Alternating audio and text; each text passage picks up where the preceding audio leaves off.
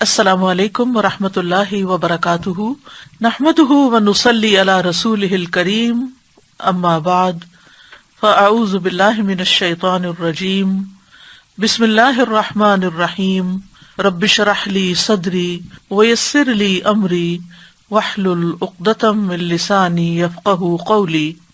اعوذ باللہ من الشیطان الرجیم، مثل الذين ينفقون أموالهم في سبيل الله كمثل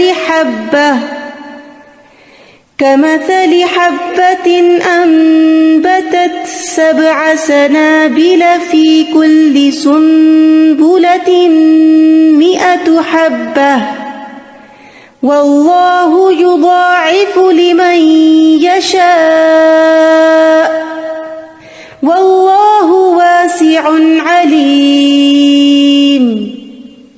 مثل الذین ينفقون اموالهم في سبيل الله كمثل حبة أنبتت 7 سنابل في كل سنبلة 100 حبة واللہ يضاعف لمن يشاء واللہ واسع علیم۔ ان لوگوں کی مثال جو اپنے مال اللہ کے راستے میں خرچ کرتے ہیں ایک دانے کی مثال کی طرح ہے جس نے 7 خوشے اگائے، ہر خوشے میں 100 دانے ہیں، اور اللہ جس کے لیے چاہتا ہے بڑھا دیتا ہے، اور اللہ وسعت والا سب کچھ جاننے والا ہے۔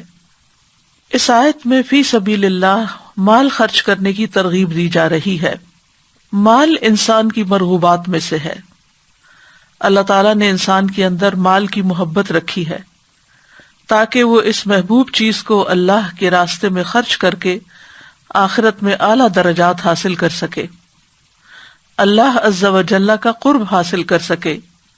اگر مال سے محبت نہ ہوتی تو درجات کی بلندی بھی نہ ہوتی، لیکن چونکہ انسان مال کی محبت میں شدید ہے، جیسا کہ فرمایا وَإِنَّهُ لِحُبِّ الْخَيْرِ لَشَدِيدٌ، تو پھر جتنی یہ محبت زیادہ ہوگی اتنا ہی اسے اللہ کے راستے میں خرچ کرنے کا ثواب بھی زیادہ ہوگا، اور انسان اپنی فطرت کے اعتبار سے مال سے بہت زیادہ محبت رکھتا ہے، جیسا کہ سورۃ الفجر میں فرمایا وَتُحِبُّونَ الْمَالَ حُبًّا جَمًّا۔ مال انسان کی زندگی کی ضروریات پوری کرنے کے لیے بھی بہت ضروری ہے۔ جب وہ اس کا کچھ حصہ خرچ کرتا ہے تو گویا دوسرے لفظوں میں وہ اپنی زندگی کی بعض ضروریات کو قربان کر کے، اپنے بعض عیش و عشرت کو ترک کر کے دوسروں کے لیے اس میں سے حصہ نکالتا ہے، تو جس درجے کی قربانی کرتا ہے اسی درجے کے بلند مقامات حاصل کرتا ہے۔ اور یہ ایک طرح سے انسانی خدمت بھی ہے، اور یہ خدمت دراصل عبادت ہی کی ایک شکل ہے۔ انفاق میں بہت کچھ شامل ہے، مال کے علاوہ علم، وقت، جاہ، مہارت وغیرہ وغیرہ، لیکن اس آیت میں خاص طور پر مال خرچ کرنے کی بات کی گئی ہے اور ایک مثال سے بات سمجھائی گئی ہے۔ مثال سے عموماً بات سمجھنا آسان ہو جاتا ہے، تو اللہ تعالیٰ فرماتے ہیں مثل الذین ينفقون اموالهم فی سبیل اللہ، مثال ان لوگوں کی جو اپنے مال اللہ کے راستے میں خرچ کرتے ہیں۔ اللہ کے راستے میں خرچ کرنے کا معنی کیا ہے؟ نمبر 1 جہاد میں خرچ کرتے ہیں، نمبر 2 نیکی کے کاموں میں خرچ کرتے ہیں۔ تو ان کی مثال کمثل حبۃ انبتت 7 سنابل، ایک دانے کی طرح ہے جو 7 بالیاں اگائے، یعنی جب ایک بیج بویا جاتا ہے تو اس سے ایک سٹیم نکلتا ہے، اس کے آگے پھر 7 شاخیں ہو جاتی ہیں، اور پھر ہر شاخ پر 100 دانے لگتے ہیں، تو گویا ایک دانہ 700 دانوں میں تبدیل ہو جاتا ہے، یعنی ایک وہ دیتا ہے اور 700 کسان حاصل کرتا ہے۔ اور صرف اتنا ہی نہیں، بلکہ اگر دل کی پوری آمادگی کے ساتھ خرچ کرتا ہے اور اللہ سبحانہ تعالیٰ سے اجر کی توقع رکھتے ہوئے خرچ کرتا ہے تو فرمایا واللہ یضاعف لمن یشاء، یعنی اللہ تعالیٰ اس کو کئی گنا اور بڑھا دیتا ہے۔ ہر نیکی کا اجر 10 سے 700 گنا تو ہے ہی، لیکن جتنا جتنا جس کے اندر خلوص ہوگا، جتنا اس کے اندر مال کی محبت کے باوجود اس کو خرچ کرنے کا جذبہ ہوگا، تو اس جذبے کے اعتبار سے اس کا اجر بھی بڑھا دیا جائے گا۔ لیکن اگر اس اخلاص میں کمی ہے اور بہت مشکل سے اس نے نکالا ہے، اپنے اوپر ایک بوجھ سمجھتے ہوئے اور دل کی کراہت کے ساتھ، یعنی محبت کے ساتھ نہیں، کراہت کے ساتھ، تو ہو سکتا ہے کہ یہ 700 گنا بھی نہ بنے، یعنی اسی اعتبار سے زیادہ ہوگا جتنا اس کے اندر اخلاص ہوگا، جذبہ ہوگا۔ جہاں تک 10 سے 700 گنا تک کا تعلق ہے تو اس کی وضاحت ایک حدیث سے بھی ہوتی ہے جو صحیح مسلم میں آتی ہے۔ ابو ہریرہ رضی اللہ عنہ سے روایت ہے، وہ کہتے ہیں کہ رسول اللہ صلی اللہ علیہ وسلم نے فرمایا، جس نے کسی نیکی کا ارادہ کیا پھر اس پر عمل نہیں کیا، اس کے لیے ایک نیکی لکھ دی جاتی ہے، اور جس نے کسی نیکی کا ارادہ کر کے اس پر عمل بھی کر لیا، اس کے لیے 10 سے 700 گنا تک نیکیاں لکھی جاتی ہیں۔ واللہ واسع، اور اللہ بہت وسعت والا ہے، اپنی تمام صفات میں وسعت والا ہے، اپنی رحمت، اپنی قدرت، اپنی مغفرت میں وہ بہت برتر اور بہت اعلیٰ ہے۔ علیم، بہت علم والا ہے، خوب جاننے والا ہے، یعنی اس کا علم بھی ہر چیز کو گھیرے ہوئے ہے، لہذا وہ دیکھتا ہے کہ کس نے کس جذبے کے ساتھ مال خرچ کیا، تو اسی اعتبار سے اس کا فضل اس پر زیادہ ہو جاتا ہے۔ اس لیے یہ دو صفات ایک جگہ پر آئی ہیں۔ تو یہاں چونکہ مال کا ذکر کیا گیا ہے، تو مال ہر وہ چیز ہوتی ہے جو انسان کی ملکیت میں ہو، خواہ وہ کوئی حصی چیز ہو جس کی کوئی قیمت ہو، یا نفع والی چیز ہو جیسے مانوی چیزیں، کوئی ہنر وغیرہ ہو۔ حصی چیزوں میں جیسے درہم و دینار ہیں، روپیہ پیسہ ہے، ڈالرز ہیں، گاڑی ہے، گھر ہے، اور اسی طرح جو منافع حاصل ہوتے ہیں وہ تمام چیزیں اس میں شامل ہو جاتی ہیں۔ اور فی سبیل اللہ میں دو چیزوں کا ہونا ضروری ہے، ایک یہ کہ وہ اللہ کے لیے خالص ہو، اور دوسرے یہ کہ وہ اللہ سبحانہ تعالیٰ کی شریعت کے مطابق ہو، اس کی پیروی میں ہو۔ اگر ان دو شرائط کے ساتھ انسان مال خرچ کرے گا تو اس کو اللہ سبحانہ تعالیٰ کی طرف سے بہترین اجر ملے گا، جس کا انسان شمار بھی نہیں کر سکتا۔ اور خاص طور پر جب انسان اللہ کے راستے میں خرچ کرتا ہے خالصتاً اللہ کی رضا کے لیے، کوئی دکھاوا نہیں، کوئی ریاکاری نہیں، کوئی شہرت کا شوق نہیں، کوئی لوگوں کے اندر مشہور ہونے کا جذبہ نہیں، اور پھر یہ کہ طریقہ بھی درست ہو، تو پھر اللہ سبحانہ تعالیٰ ایسے خرچ کرنے کو اپنے ذمہ قرض کے طور پر لیتا ہے۔ اسی لیے سورۃ البقرہ میں ہی اللہ تعالیٰ فرماتے ہیں، من ذا الذی یقرض اللہ قرضا حسنا فیضاعفہ لہ اضعافا کثیرہ واللہ یقبض ویبسط والیہ ترجعون۔ کون ہے وہ جو اللہ کو قرض دے، اچھا قرض یعنی خوبصورتی کے ساتھ دے اور اچھی چیز دے، پس وہ اسے اس کے لیے بہت زیادہ گنا بڑھا دے، اور اللہ بند کرتا ہے اور کھولتا ہے اور تم اسی کی طرف لوٹائے جاؤ گے۔ یعنی اللہ سبحانہ تعالیٰ ایسے صدقے کو اتنی عزت دیتا ہے کہ وہ اس کو اپنے ذمے قرض کے طور پر لیتا ہے، کیونکہ قرض ایسی چیز ہوتی ہے جس کا لوٹانا لازم ہوتا ہے، یعنی اللہ سبحانہ تعالیٰ پھر اس کا بہترین اجر اس کو کئی گنا زیادہ دے گا۔ فَيُضَاعِفَهُ لَهُ أَضْعَافًا كَثِيرًا، وہ اس کو اس کے لیے بہت زیادہ گنا بڑھا دے گا۔ جہاں تک مال خرچ کرنے کا تعلق ہے تو قرآن مجید کی متعدد آیات سے پتہ چلتا ہے کہ اللہ سبحانہ تعالیٰ بندوں کو اس پر ابھارتے ہیں اور خرچ کرنے کا شوق دلاتے ہیں۔ سورۃ ابراہیم میں اللہ تعالیٰ فرماتے ہیں، قُل لِعِبَادِيَ الَّذِينَ آمَنُوا يُقِيمُوا الصَّلَاةَ وَيُنْفِقُوا مِمَّا رَزَقْنَاهُمْ سِرًّا وَعَلَانِيَةً مِّن قَبْلِ أَن يَأْتِيَ يَوْمٌ لَا بَيْعٌ فِيهِ وَلَا خِلَالٌ۔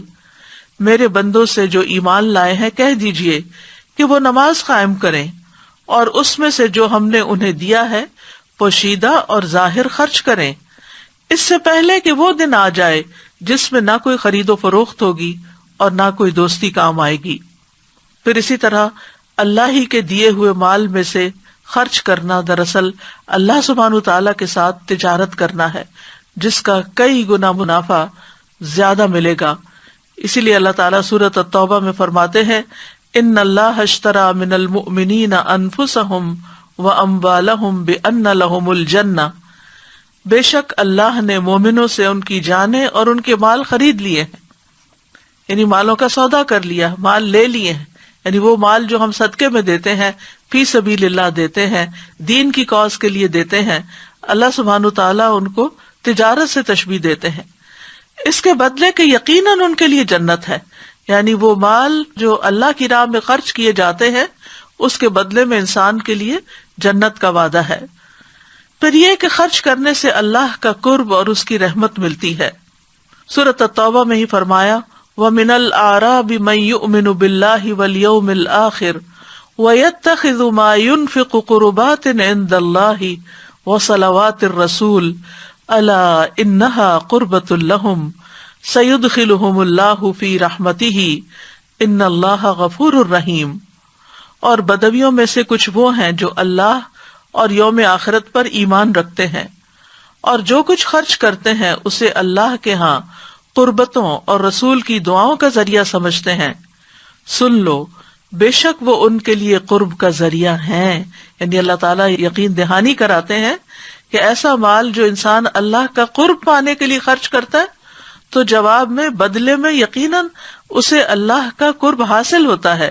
ان قریب اللہ انہیں اپنی رحمت میں داخل کرے گا، یعنی آخرت میں جنت کا وعدہ بھی ہے. بے شک اللہ بے حد بخشنے والا نہایت رحم فرمانے والا ہے. پھر اسی طرح دنیا میں بھی اور پھر آخرت میں بھی مال کا خرچ کرنا خوف اور غم سے نجات کا ذریعہ ہے. سورۃ البقرہ میں اللہ تعالیٰ فرماتے ہیں الذین ينفقون اموالهم باللیل والنہار سرا وعلانیۃ فلہم اجرہم عند ربہم ولا خوف علیہم ولا ہم یحزنون. وہ لوگ جو اپنے مال رات اور دن چھپے اور کھلے خرچ کرتے ہیں، یعنی رات کو بھی اور دن کو بھی، جب ضرورت پڑے اور ضرورت نہ بھی ہو تو خود ضرورت مندوں کو ڈھونڈتے ہیں اور ان پر احسان نہیں کرتے بلکہ اپنے آپ پر ہی احسان کرتے ہوئے اللہ کے راستے میں خرچ کرتے ہیں. سو ان کے لیے ان کا اجر ان کے رب کے پاس ہے، یعنی محفوظ ہے. رب سے بڑھ کر کسی کی امانت کی حفاظت کرنے والا کون ہو سکتا ہے؟ ان پر نہ کوئی خوف ہے اور نہ وہ غمگین ہوں گے. پھر اسی طرح اللہ تعالیٰ نے سورۃ سبا میں مال خرچ کرنے کے بہترین نعم البدل کا وعدہ کیا وما انفقتم من شیء فہو یخلفہ وہو خیر الرازقین. اور تم جو بھی چیز خرچ کرتے ہو تو وہ اس کی جگہ اور دے دیتا ہے اور وہ سب رزق دینے والوں سے بہتر ہے. یعنی انسان کبھی بھی خرچ کرتے ہوئے دل چھوٹا نہ کرے کہ یہ چیز مجھ سے جدا ہو جائے گی، نہیں، اس سے بہتر چیز آپ کو ملے گی. اب دیکھیے کہ یہ جو دینے کا اصول ہے یہ پوری کائنات کے اندر آپ کو نظر آئے گا. سورج دیتا ہے کیا؟ دھوپ، روشنی، گرمی. چاند دیتا ہے روشنی. پھر اسی طرح درخت دیتے ہیں یا آکسیجن یا پھل پھول. پھر اسی طرح بادل دیتے ہیں، سمندر اپنا پانی لینے دیتا ہے، ہوائیں بادلوں کو اٹھا کر ایک جگہ سے دوسری جگہ لے جاتی ہیں فائدہ پہنچانے کے لیے. تو یہ جو دینے کا اصول ہے یہ ساری کائنات کے اندر ہے اور جو بھی دیتا ہے وہ اس سے بہتر پاتا ہے. اور اس طرح انسان نہ صرف یہ کہ دنیا میں یعنی اپنی زندگی میں بلکہ مرنے کے بعد بھی اس کا فائدہ دوسروں کو پہنچاتا رہتا ہے. تو دینے والے لوگ اللہ کے محبوب ہوتے ہیں اور اللہ سبحانہ تعالیٰ ان سے اچھے بدلے کا وعدہ کرتا ہے اور اللہ کے راستے میں خرچ کرنے پر انسان کو پورا پورا واپس بھی مل جاتا ہے. تو اگر انسان کائنات کے ساتھ ہم آہنگی اختیار نہیں کرتا یعنی دینے والا نہیں بنتا تو پھر محروم رہ جاتا ہے، پھر پریشانیاں اس کو گھیر لیتی ہیں. جو دوسروں کے دکھ درد میں کام آتا ہے اللہ سبحانہ تعالیٰ اس کو بھی اسی طرح تکلیفوں اور دکھوں اور دردوں سے نجات عطا کرتے ہیں. فرمایا وما تنفقوا من شیء فی سبیل اللہ یوفی الیکم وانتم لا تظلمون. اور جو چیز بھی تم اللہ کے راستے میں خرچ کرو گے وہ تمہاری طرف پوری لوٹا دی جائے گی. یعنی اللہ تعالیٰ کو تو اس کی ضرورت نہیں ہے، وہ تو اپنے پاس نہیں رکھے گا. اور آپ دیکھیے کہ جس پر یہ یقین ہو کہ وہ ہماری امانت واپس کرے گا اور لازماً واپس کرے گا، تو اس کو آپ خوشی سے دیتے ہیں، خوشی سے اس کے پاس رکھواتے ہیں۔ یہ جو ہم خرچ کر رہے ہوتے ہیں یہ ہمارے ہاتھ سے ضائع نہیں ہو رہا ہوتا، یہ ہمارے اپنے ہی لیے کہیں اور جمع ہو رہا ہوتا ہے۔ ایک وہ مال ہوتا ہے جسے ہم دنیا کے بینک میں جمع کراتے ہیں، اور ایک وہ ہوتا ہے جس کو ہم آخرت بینک میں یا اللہ کے پاس جمع کرواتے ہیں۔ دنیا میں بہت دفعہ ایسا بھی ہوتا ہے کہ جمع کروانے کے بعد نکالنے کی مہلت ہی نہیں آتی کہ انسان اس دنیا سے ہی چل بستا ہے، لیکن اللہ کے پاس تو ہم سب کو واپس جانا ہے۔ انا للہ و انا الیہ راجعون، بے شک ہم اللہ ہی کے لیے ہیں اور اسی کی طرف واپس جانے والے ہیں۔ تو جو کچھ اپنی زندگی میں ہم آگے بھیجتے رہیں گے وہ وہاں پورا پورا، نہ صرف یہ کہ جو بھیجا وہ، بلکہ اس کو 10 گنا سے 700 گنا اور اس سے بھی زیادہ، کئی گنا زیادہ اخلاص کے مطابق اللہ سبحانہ و تعالیٰ بندوں کو واپس کرے گا۔ اور اس کے ساتھ ساتھ نہ صرف یہ کہ اجر ملے گا بلکہ اس کے علاوہ عذاب علیم سے نجات بھی ملے گی۔ اللہ تعالیٰ فرماتے ہیں یا ایھا الذین آمنوا هل ادلکم علی تجارۃ تنجیکم من عذاب علیم تؤمنون باللہ ورسولہ وتجاہدون فی سبیل اللہ باموالکم وانفسکم ذالکم خیر لکم ان کنتم تعلمون۔ اے لوگو جو ایمان لائے ہو، کیا میں تمہاری ایسی تجارت کی طرف رہنمائی نہ کروں جو تمہیں دردناک عذاب سے بچا لے؟ تم اللہ اور اس کے رسول پر ایمان لاؤ اور اپنے مالوں اور جانوں کے ساتھ اللہ کی راہ میں جہاد کرو، یہ تمہارے لیے بہتر ہے اگر تم جانتے ہو۔ تو یہاں بھی مال خرچ کرنے کی بات ہے، جس کا صلہ نتیجہ کیا بتایا گیا کہ تمہیں عذاب علیم سے نجات ملے گی۔ مال کا خرچ کرنا گناہوں کی معافی کا ذریعہ بھی ہے۔ فرمایا ان تقرضوا اللہ قرضا حسنا یضاعفہ لکم ویغفر لکم واللہ شکور حلیم۔ اگر تم اللہ کو قرض دو گے، اچھا قرض، تو وہ اسے تمہارے لیے کئی گنا زیادہ کر دے گا اور تمہیں بخش دے گا، اور اللہ بڑا قدردان بے حد بردبار ہے۔ پھر اسی طرح ایک اور جگہ پر فرمایا فالذین آمنوا منکم وانفقوا لہم اجر کبیر، کہ جو لوگ تم میں سے ایمان لائے اور انہوں نے خرچ کیا ان کے لیے اجر کبیر ہے، یعنی بہت بڑا اجر ہے۔ پھر اسی طرح یہ خرچ کرنا جنت میں داخلے کا ذریعہ ہے۔ فرمایا وسارعوا الی مغفرۃ من ربکم وجنۃ عرضها السماوات والارض اعدت للمتقین الذین ينفقون فی السراء والضراء والکاظمین الغیظ والعافین عن الناس واللہ یحب المحسنین۔ اور ایک دوسرے سے بڑھ کر دوڑو اور اپنے رب کی جانب سے بخشش کی طرف اور اس جنت کی طرف جس کی چوڑائی آسمانوں اور زمین کے برابر ہے، ڈرنے والوں کے لیے تیار کی گئی ہے۔ کون ہے وہ؟ جو خوشی اور تکلیف میں خرچ کرتے ہیں، یعنی صرف اچھے دنوں میں خرچ نہیں کرتے، تنگ دست بھی ہو تو بھی وہ اللہ کے راستے میں خرچ کرتے ہیں، اور غصے کو پی جانے والے ہیں اور لوگوں سے درگزر کرنے والے ہیں، اور اللہ نیکی کرنے والوں سے محبت رکھتا ہے۔ اس کے برعکس جو لوگ اللہ کے راستے میں خرچ نہ کریں، قرآن مجید میں ان کی مذمت بھی کی گئی ہے۔ فرمایا ہا انتم ہؤلاء تدعون لتنفقوا فی سبیل اللہ فمنکم من یبخل ومن یبخل فانما یبخل عن نفسہ واللہ الغنی وانتم الفقراء وان تتولوا یستبدل قوما غیرکم ثم لا یکونوا امثالکم۔ سنو، تم وہ لوگ ہو کہ تم بلائے جاتے ہو تاکہ اللہ کی راہ میں خرچ کرو، تو تم میں سے کچھ وہ ہیں جو بخل کرتے ہیں، اور جو بخل کرتا ہے وہ در حقیقت اپنے آپ ہی سے بخل کرتا ہے، اور اللہ بے پرواہ ہے اور تم ہی محتاج ہو، اور اگر تم پھر جاؤ گے تو وہ تمہاری جگہ تمہارے سوا اور لوگوں کو لے آئے گا، پھر وہ تمہاری طرح نہیں ہوں گے۔ تو اس لیے یاد رکھنا چاہیے کہ جو کچھ ہم اللہ کے راستے میں خرچ کریں گے وہ ہمارے اپنے ہی فائدے کے لیے ہوگا۔ قرآن مجید کے علاوہ متعدد احادیث میں بھی خرچ کرنے کی فضیلت بتائی گئی ہے۔ ابو سعید خدری سے روایت ہے کہ ایک آدمی نبی صلی اللہ علیہ وسلم کے پاس آیا اور کہا کہ لوگوں میں سے افضل کون ہے؟ تو آپ نے فرمایا لوگوں میں سب سے افضل یا بہتر آدمی وہ ہے جو اللہ کے راستے میں اپنا مال اور اپنی جان کے ساتھ جہاد کرتا ہو، یعنی اللہ کی کاز میں اپنی جان بھی دے اور اپنا مال بھی دے، یعنی کسی بھی چیز کو بچا کر نہ رکھے، کیونکہ ان چیزوں کا اس سے بہتر سودا کیا ہو سکتا ہے کہ انسان اپنا وقت، اپنی صلاحیتیں، اپنی جان، اپنا مال، اپنا سب کچھ اس کو دے جس نے ہمیں دیا ہے. یعنی یہ سب کچھ ہمارا ذاتی نہیں ہے، بلکہ ہم یہ جو بھی دیتے ہیں نہ اللہ پر احسان کرتے اور نہ بندوں پر، کیونکہ اللہ سبحانہ وتعالیٰ نے ہمیں دیا ہے، اس نے دیا ہے اور کسی کے ذریعے ہمیں دیا ہے اور اس دنیا میں ہی دیا ہے. تو پھر اگر ہم کسی پر خرچ کرتے ہیں یا اللہ کی رضا کے لیے خرچ کرتے ہیں تو دراصل اپنا ہی بھلا کرتے ہیں.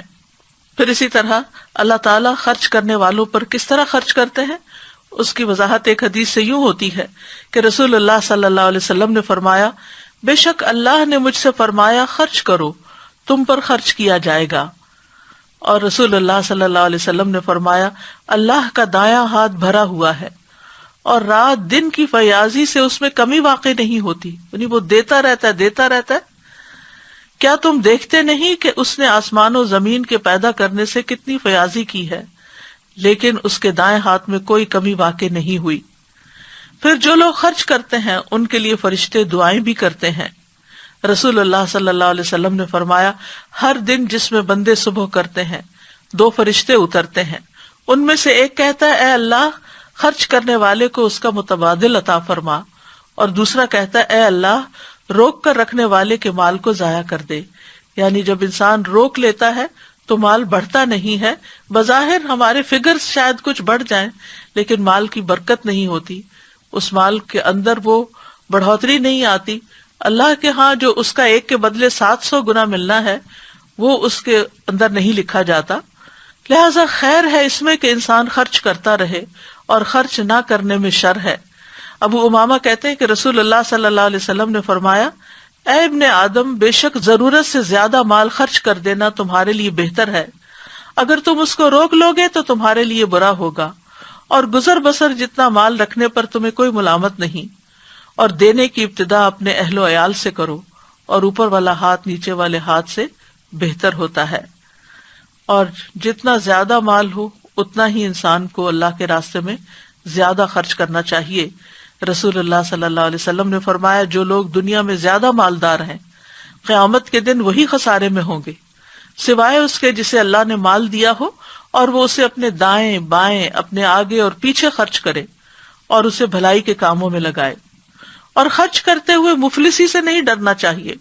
بلال بن رباح کہتے ہیں کہ رسول اللہ صلی اللہ علیہ وسلم نے فرمایا، اے بلال خرچ کیا کرو اور عرش والے کی جانب سے مفلسی سے نہ ڈرا کرو. یعنی سارے خزانوں کا مالک تو اللہ ہے، لہٰذا اگر تم دو گے تو وہ تمہیں اور دیتا جائے گا. اور جب تک انسان دیتا رہتا ہے انسان کے پاس نعمتیں باقی رہتی ہیں، اور جب انسان دوسروں کو دینا بند کر دیتا ہے تو اللہ سبحانہ وتعالیٰ اس سے وہ نعمتیں کسی اور کی طرف منتقل کر دیتا ہے. عبداللہ بن عمر فرماتے ہیں کہ رسول اللہ صلی اللہ علیہ وسلم نے فرمایا، اللہ تعالیٰ کے پاس لوگوں کے لیے نعمتیں ہیں، وہ انہیں ان کے پاس اس وقت تک باقی اور ثابت رکھتا ہے جب تک کہ وہ مسلمانوں کی حاجات پوری کرنے میں لگے رہتے ہیں اور ان سے تنگ نہیں ہوتے، اور جب وہ ان سے تنگ ہو جاتے ہیں تو وہ انہیں دوسرے لوگوں کی طرف منتقل کر دیتا ہے. یعنی بعض اوقات کوئی شخص بار بار ہم سے مانگے تو ہم اریٹیٹ ہونے لگتے ہیں اور ہم تنگ ہونے لگتے ہیں کہ اس نے تو روز کا کام بنا لیا ہے، اور مختلف طریقوں سے بعض اوقات ڈانٹ ڈپٹ بھی کر لیتے ہیں یا احسان جتا دیتے ہیں یا اس کو کوئی نصیحتیں کرنا شروع کر دیتے ہیں. تو ایسے میں پھر انسان کو خیر منانی چاہیے کہ جو اس کے پاس ہے وہ اس کے لیے کتنا فائدہ مند ہوگا. کیونکہ مال خرچ کرنے سے نہ صرف یہ کہ انسان کو مزید مال ملتا ہے یا مزید نعمتیں ملتی ہیں، بلکہ انسان سے بہت سے شر بھی ٹلتے ہیں. مثلاً بیماریوں سے حفاظت ملتی ہے. رسول اللہ صلی اللہ علیہ وسلم نے فرمایا، اپنے مریضوں کا علاج صدقے کے ذریعے کیا کرو. ابن شقیق کہتے ہیں کہ میں نے عبداللہ بن مبارک کو اس وقت کہتے ہوئے سنا جب ان کے پاس ایک آدمی آیا اور اس نے ان سے اپنے گھٹنے میں نکلنے والے ایک زخم کے بارے میں پوچھا کہ اس زخم کو 7 سال ہو چکے ہیں اور بہت سے علاج بھی کروائے ہیں، طبیبوں سے بھی پوچھا ہے لیکن اسے کوئی فائدہ نہیں ہوا. تو عبداللہ بن مبارک نے کہا، جاؤ ایسی جگہ جا کر کنواں کھدواؤ جہاں پانی کی ضرورت ہو. مجھے امید ہے کہ جب وہاں سے چشمہ پھوٹے گا تو تمہارا یہ خون رسنا بند ہو جائے گا. جب اس شخص نے ایسا کیا تو وہ صحت یاب ہو گیا. اسی طرح بہت سی مشکلات سے نجات ملتی ہے۔ حارث اشعری کہتے ہیں کہ اللہ کے نبی صلی اللہ علیہ وسلم نے فرمایا، بے شک اللہ عز و جل نے یحییٰ بن زکریا علیہ السلام کو 5 باتوں کے متعلق حکم دیا کہ ان پر خود بھی عمل کریں اور بنی اسرائیل کو بھی ان پر عمل کرنے کے لیے کہیں۔ ان میں سے ایک یہ ہے کہ میں تمہیں صدقہ کرنے کا حکم دیتا ہوں، کیونکہ اس کی مثال جسے دشمن نے قید کر کے اس کے ہاتھ گردن سے باندھ دیے ہوں اور پھر اسے قتل کرنے کے لیے لے چلیں، اور وہ ان سے کہیں کہ کیا تم میری جان کا فدیہ وصول کرنے کے لیے تیار ہو؟ پھر وہ تھوڑے اور زیادہ کے ذریعے جس طرح بھی بن پڑے اپنی جان کا فدیہ پیش کرنے لگے، یہاں تک کہ اپنے آپ کو چھڑا لے۔ یعنی انسان بڑی سے بڑی مشکل میں گھر جائے، اس کی جان کو بھی خطرہ لاحق ہو جائے، تو صدقے سے ان بیماریوں اور ان مصیبتوں کا بھی علاج کیا جا سکتا ہے۔ پھر قیامت کے دن باعث ذخیرہ ہوگا اور ایک کے بدلے میں 700 گنا اجر ملے گا۔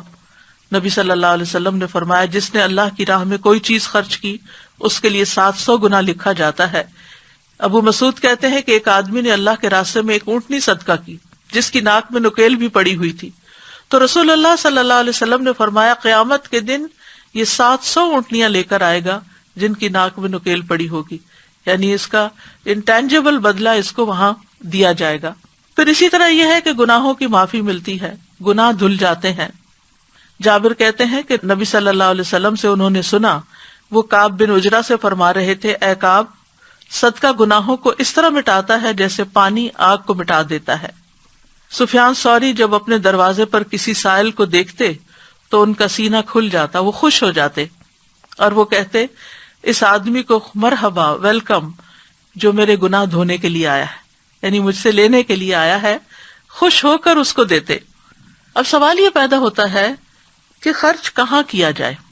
سب سے پہلے تو یہ کہ انسان ضرورت مند انسانوں پر خرچ کرے، اور خرچ کرنے کی ترتیب کچھ یوں ہے۔ آپ نے فرمایا کہ جب تم میں سے کوئی فقیر ہو جائے تو اسے چاہیے کہ اپنے نفس سے شروع کرے، پہلے اپنے اوپر خرچ کرے، پھر کچھ بچ جائے تو اپنے اہل و عیال پر خرچ کرے، اس میں سے بھی بچ جائے تو اپنے عزیز و اقارب پر خرچ کرے، اس میں سے بھی بچ جائے تو پھر ادھر ادھر خرچ کرے۔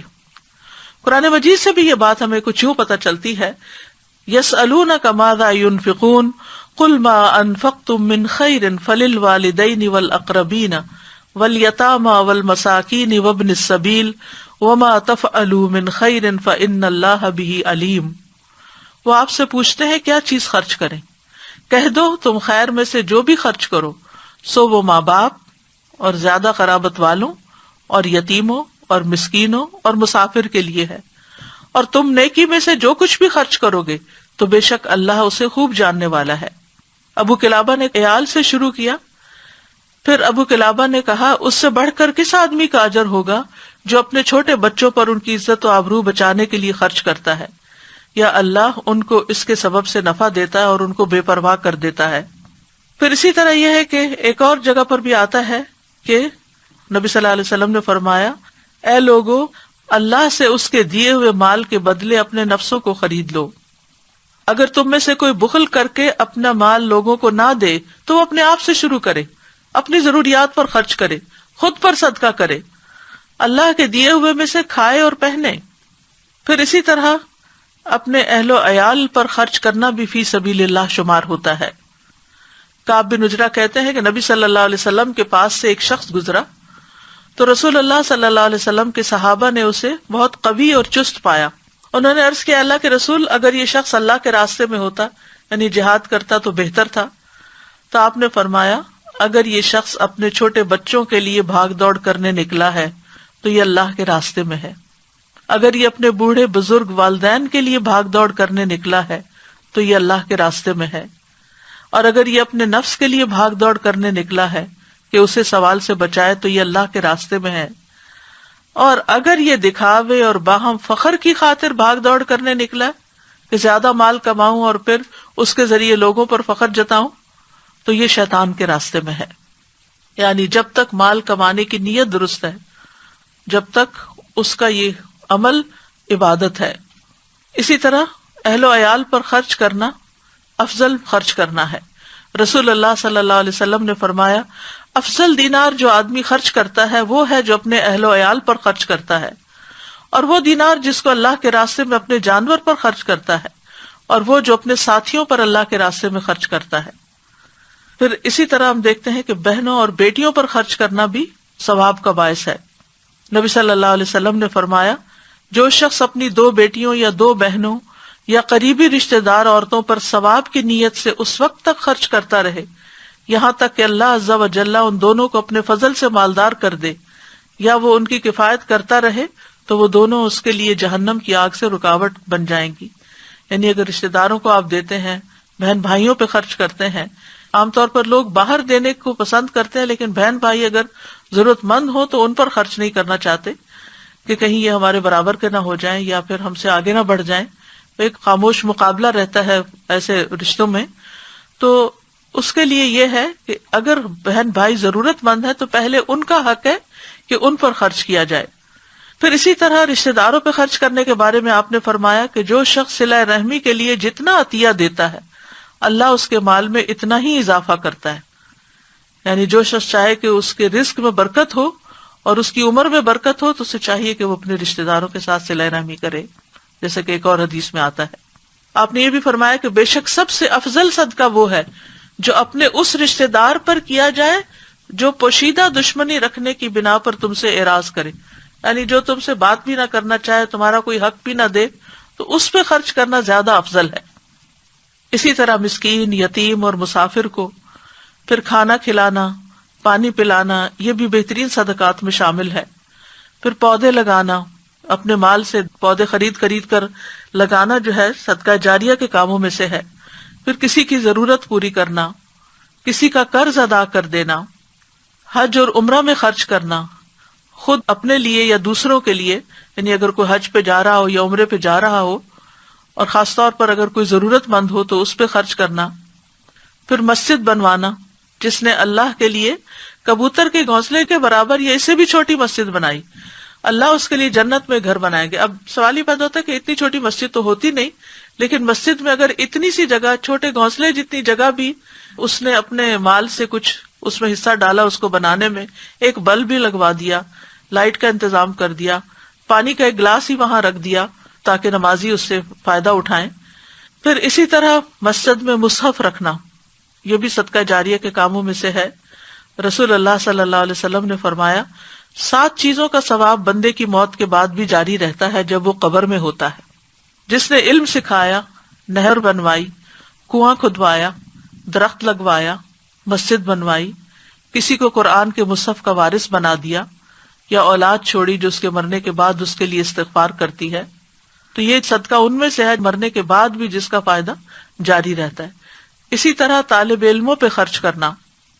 فتاوی حامدیہ میں ابن عابدین ذکر کرتے ہیں کہ جب طالب علم کے حصول کے لیے نکلے تو مسلمانوں پر لازم ہے کہ وہ اسے خرچہ دیں تاکہ علم زیادہ سے زیادہ پھیلے، یہاں تک کہ اگر وہ دینے سے انکار کریں تو ان کو اس طرح مجبور کیا جائے گا جیسے زکوٰۃ کا قرض ادا کرنے والوں کو وہ قرض ادا کرنے پہ مجبور کیا جاتا ہے جب وہ زکوٰۃ ادا کرنے سے انکار کریں۔ یعنی جس طرح زکوٰۃ دینا لازم ہے، ایسے ہی طالب علموں پہ خرچ کرنا بھی لازم ہے۔ اسی طرح مالکی مذہب میں ایک فتویٰ ہے کہ مسلمانوں کو طالب علموں کو ہر سال 100 دینار کے مقدار کے برابر خرچہ دینا چاہیے، یعنی اتنے فنڈ ریزنگ ہونی چاہیے کہ جس سے جو لوگ پڑھ رہے ہیں، خواہ دنیاوی فائدہ مند علم پڑھ رہے ہیں یا دین پڑھ رہے ہیں، دنیاوی تعلیم والوں پر تو پھر بھی ماں باپ خرچ کر دیتے ہیں یا رشتہ دار کے یہ کل کو کچھ کمانے کے قابل ہو جائیں گے تو یہ پھر دوسروں کو دینے کے قابل ہوں گے، لیکن جو لوگ دین پڑھ رہے ہوتے ہیں عموماً ان پہ خرچ کرنے سے لوگ کتراتے ہیں کہ اس سے ان کو کوئی مال تو آگے حاصل نہیں ہوگا اور یہ لوٹانے کے قابل بھی نہیں ہوں گے۔ لیکن حقیقت یہ ہے کہ اگر اس کام کو پروموٹ نہ کیا جائے اور لوگوں کو فیسیلیٹیٹ نہ کیا جائے تو پھر آہستہ آہستہ ایسے لوگ معاشرے سے ختم ہوتے جاتے ہیں جو دوسروں کی دینی رہنمائی کر سکیں۔ پھر اسی طرح ابن عابدین رد المختار میں کہتے ہیں کہ بیت المال کے مصارف میں سے ایک مصرف علماء کا اور طالب علم کا خرچ دینا ہے، وہ علماء اور طالب علم جو شرعی علم کے لیے وقف ہو چکے ہیں۔ اور طالب علم پر خرچ کرنے کا فائدہ کیا ہے؟ انس بن مالک کہتے ہیں نبی صلی اللہ علیہ وسلم کے زمانے میں 2 بھائی تھے، جن میں سے ایک تو نبی صلی اللہ علیہ وسلم کی خدمت میں آیا کرتا تھا اور دوسرا بھائی کماتا تھا. چنانچہ کمانے والے بھائی نے اپنے دوسرے بھائی کے بارے میں جو نبی صلی اللہ علیہ وسلم سے علم حاصل کرتا تھا یہ شکایت کی کہ یہ کچھ کام نہیں کرتا. تو آپ نے فرمایا شاید کہ تم اس کی وجہ سے ہی رزق دیے جاتے ہو، یعنی تمہاری کوشش میں، تمہاری کمائی میں اس کے اوپر خرچ کرنے کی وجہ سے ہی برکت ہو. یعنی بعض اوقات انسان دوسروں پہ خرچ کرتا رہتا ہے اور شیطان وسوسہ ڈالتا ہے کہ تمہارا مال ختم ہو رہا ہے، کم ہو رہا ہے، لیکن ہو سکتا ہے کہ اللہ نے تمہیں دینے کا جو وسیلہ بنایا ہوا ہے وہ انہی مسکینوں اور ضرورت مندوں کی وجہ سے بنا رکھا ہو. سلف صالحین جو تھے وہ علم والوں پر خوشی سے خرچ کیا کرتے تھے. لیث بن سعد ہر سال امام مالک بن انس کو 100 دینار بھیجتے تھے. ابن لہیعہ جو حدیث کے ائمہ میں سے ایک امام تھے، جب ان کی کتابیں جل گئیں تو لیث نے ان کی طرف 1000 دینار بھیجے. پھر اسی طرح انسان کو خرچ کرتے ہوئے یہ خیال رکھنا چاہیے کہ خالص اللہ کی رضا کے لیے خرچ ہو، کیونکہ صرف وہ چیز قبول ہوتی ہے جو صرف اللہ سبحانہ تعالیٰ کے لیے کی جاتی ہے. تو عمومی طور پر یہ جو دینے کی بات ہے اس میں یہ ہے کہ خدمت دین کے کاموں میں خرچ کرنا چاہیے. اسی طرح مسائل عامہ کے جس میں پبلک کو سہولت ہو جن چیزوں پر، اس کے لیے مسجد بنانا تو ہم دین کا کام سمجھتے ہی ہیں، لیکن پہلے زمانے میں مسافروں کے لیے رات ٹھہرنے کی جگہ نہیں ہوا کرتی تھی، تو مسافر خانے بنوانا، پل تعمیر کروانا، سڑکیں بنوانا، پھر اسی طرح ہسپتال بنوانا، اور خصوصاً ایسے علاقوں میں ڈسپینسریز اور ہاسپٹل بنوانا جہاں لوگوں کی صحت کی ضروریات پوری نہ ہوتی ہوں، پھر اسی طرح مدارس بنانا، یتیم خانے بنوانا، بیواؤں کے لیے مکانات کی تعمیر کرنا، قبرستان کے لیے زمین وقف کرنا. ریسنٹلی کورونا وائرس کی وجہ سے اسپین میں لاشوں کو یا جلایا جا رہا ہے یا پھر یہ کہ ان کو وہاں دفن کرنے کے لیے، اور وہ بھی چند سال کے لیے دفن کرنے کے لیے، اگر 5 سال کے لیے کوئی کرایہ پر لیتا ہے یا 10 سال کے لیے جگہ لیتا ہے، یعنی مستقل ہمیشہ کے لیے نہیں ملتی، تو اس پر کسی نے مجھے بتایا کہ 12 سے 15 لاکھ خرچ ہوتے ہیں. تو اب آپ اندازہ کیجئے کہ جہاں مسلمانوں نے اپنے لیے زمین لے کر قبرستان نہیں بنائے، وہاں اس وقت جبکہ کثرت سے لوگوں کی ڈیتھس ہو رہی ہیں تو دفنانا ایک الگ مسئلہ بن گیا ہے. فلائٹس نہیں جا رہی جس کی وجہ سے وہ پہلے تو باڈیز پاکستان بھیج دیا کرتے تھے کیونکہ بھیجنا سستا تھا بنسبت اس کے کہ وہ لوکلی دفنایا جائے. تو ایسی جگہوں پر جہاں قبرستان کے لیے زمین نہ ہو مسلمانوں کے، وہاں مل جل کر پیسے اکٹھے کر کے زمین کا بندوبست کرنا، کیونکہ اگر اس میں مردے دفنا دیے جائیں پھر ہر کچھ عرصے کے بعد ان کی ہڈیاں ایک طرف کر کے نئی لاشیں وہاں دفن کی جا سکتی ہیں. جیسے آپ دیکھتے ہیں مقبرۃ البقیع میں کہ وہاں پر مستقل طور پر نبی صلی اللہ علیہ وسلم کے زمانے سے لوگ دفن کیے جا رہے ہیں. پھر اسی طرح بیمار جانوروں کے علاج پر یا ان کے لیے جگہ بنانا، مغسلہ جیسے مردوں کو نہلانے کی جگہ، پھر اسی طرح درخت لگانے پر، پھر لنگر کھولے جا سکتے ہیں، فوڈ بینکس بنائے جا سکتے ہیں، راستے بنائے جا سکتے ہیں جہاں پر لوگوں کو آنے جانے میں تکلیف ہو، لوگوں کے لیے ٹرانسپورٹ کا انتظام، یعنی ضرورت مند لوگوں کی ٹرانسپورٹ کا انتظام کیا جا سکتا ہے، پانی کا انتظام کیا جا سکتا ہے. یعنی ایک تو کنواں کھدوانا ہے، اس کے علاوہ بھی جیسے کولر وغیرہ رکھوا دینا مختلف پبلک پلیسز پر. کیونکہ جب انسان مال خرچ کرتا ہے تو اپنے لیے بہت سے فائدے حاصل کرتے ہیں. نہیں دیتا تو وہ ایک چیز ہے، مال دیتا ہے، لیکن اس کو کیا کیا ملتا ہے؟ سب سے پہلی بات تو یہ کہ شرح صدر ہوتا ہے، دل کھل جاتا ہے، راحت قلب نصیب ہوتی ہے، رزق میں اضافہ ہوتا ہے، جن کو دیتا ہے ان کے ساتھ تعلقات اچھے ہو جاتے ہیں، فقر کا علاج ہے. کسی نے اپنا واقعہ مجھ سے شیئر کیا تھا کہ ان کے بھائی کا اچانک کاروبار ختم ہو گیا اور بہت تھوڑا اس کے پاس باقی رہا، تو اس نے وہ اللہ کے راستے میں دے دیا، اور اس کے بعد جو اس کے اوپر اللہ سبحانہ وتعالیٰ کی رحمتوں کی بارش ہوئی. کیونکہ بعض اوقات تنگ حالات میں انسان سوچتا ہے کہ میرا کیا بنے گا، یہ تو میں اب اپنے لیے رکھ لوں، لیکن اس میں بھی کیونکہ پیچھے ہم پڑھ چکے ہیں آیت کے تنگی میں اور خوشحالی میں دونوں میں خرچ کرتے ہیں، بالسراء والضراء. پھر اسی طرح یہ ہے کہ بخل کا علاج ہے، تکبر کا علاج ہے صدقہ کرنا، کیونکہ عام طور پر جب انسان کے پاس مال زیادہ ہو جاتا ہے تو دوسروں پر فخر جتانے لگتا ہے. بری موت سے بچانے کا ذریعہ ہے، تعلقات میں باہمی محبت کی نشو نما ہوتی ہے، روٹھے ہوئے رشتوں کو منانے کا ذریعہ ہے، بلاؤں اور مصیبتوں کا علاج بھی ہے اور ان کو آنے سے بھی روکتا ہے، بیماریوں کا علاج ہے، تزکیہ نفس ہوتا ہے، اللہ تعالیٰ کا قرب حاصل ہوتا ہے، اللہ تعالیٰ کی محبت نصیب ہوتی ہے، اللہ تعالیٰ کی طرف سے رحمت آتی ہے. ان رحمت اللہ قریب من المحسنین، اللہ کی رحمت محسنین کے قریب ہے. پھر اسی طرح قبر میں صدقہ بندے کی حفاظت کرتا ہے، عذاب کو آنے سے روکتا ہے.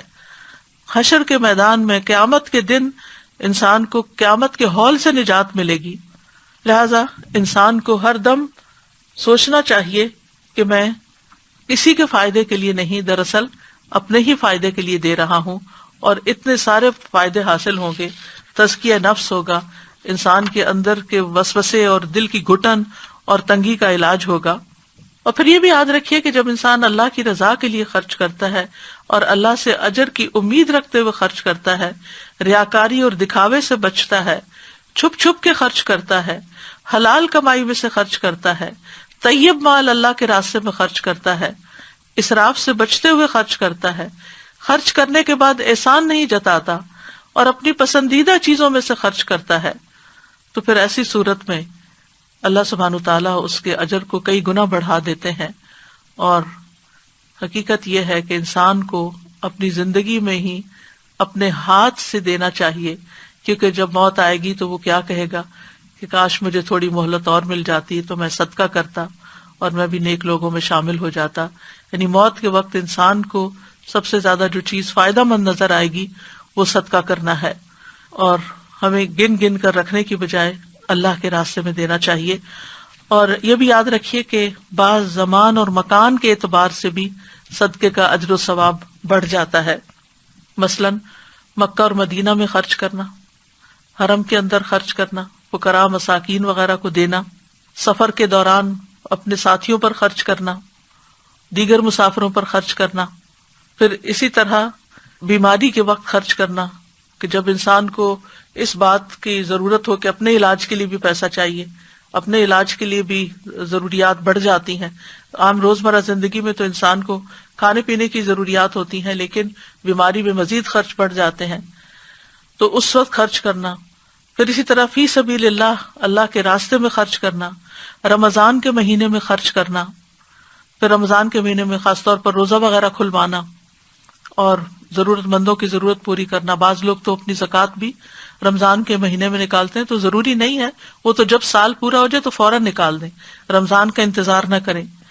لیکن اگر آپ کی تاریخیں وہی بنتی ہیں تو بہتر یہی ہے کہ پھر فوراً رمضان میں ہی زکوٰۃ نکال دی جائے، کیونکہ رمضان میں خرچ کرنا غیر رمضان سے افضل ہے.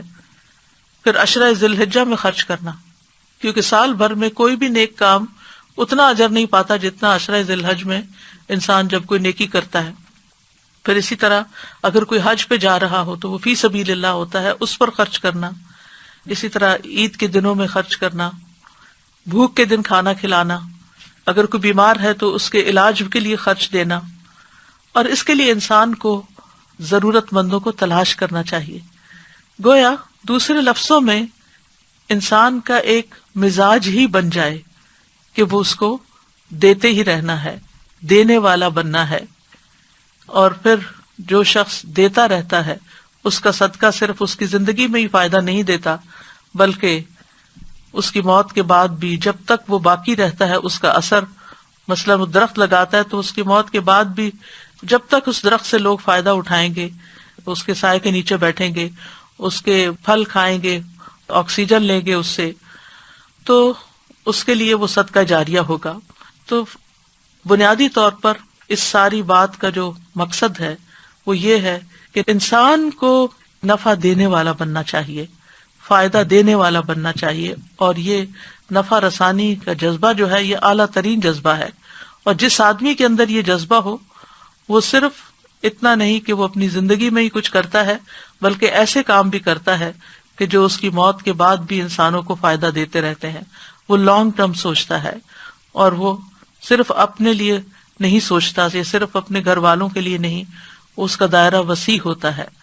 اور پھر یہ اسپرٹ پوری مسلم سوسائٹی کے اندر ہونی چاہیے.